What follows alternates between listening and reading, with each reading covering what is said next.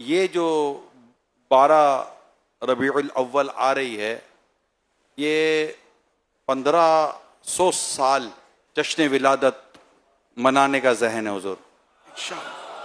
تو اگر اس میں ہمیں اور ہمارے نعت خوان اسلامی بھائیوں کو کس طرح اس میں حصہ لینا چاہیے؟ آنے والا ہے وہ پیارا، دونوں عالم کا سارا، کعبے کا چمکا ستارہ، آمد شاہ عرب، سرکار کی آمد، دلدار کی آمد، حضور کی آمد، پرنور کی آمد، پکی کی آمد، مدنی کی آمد، پیارے کی آمد، آقا عطار کی آمد.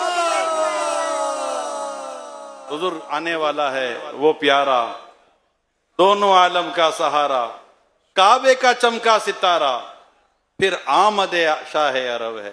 1500 سال پورے ہو رہے ہیں میرے آقا صلی اللہ علیہ وسلم کی ولادت کے. دھوم دھام سے انشاءاللہ جشن ولادت کی ایسی دھوم مچائیں گے کہ انشاءاللہ مدینہ مدینہ مکہ مدینہ ہو جائے گا انشاءاللہ.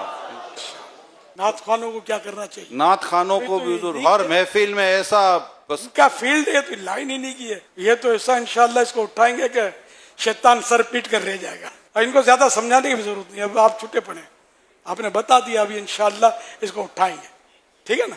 علماء کرام بھی اپنے جلسے میں یہ ذہن دیتے رہے عوام کو کہ آنے والا جشن ولادت 1500 سالہ جشن ولادت ہے، اور اس کو دھوم دھام دھام دھوم اس کی مچانی ہے. دھوم ہے عطار، دھوم ہے عطار ہر سکھ شاہ کے میلاد کی، جھوم کر تم بھی پکارو مرحبا یا مصطفیٰ، مرحبا یا مصطفیٰ، مرحبا یا مصطفیٰ، مرحبا یا مصطفیٰ، مرحبا یا مصطفیٰ.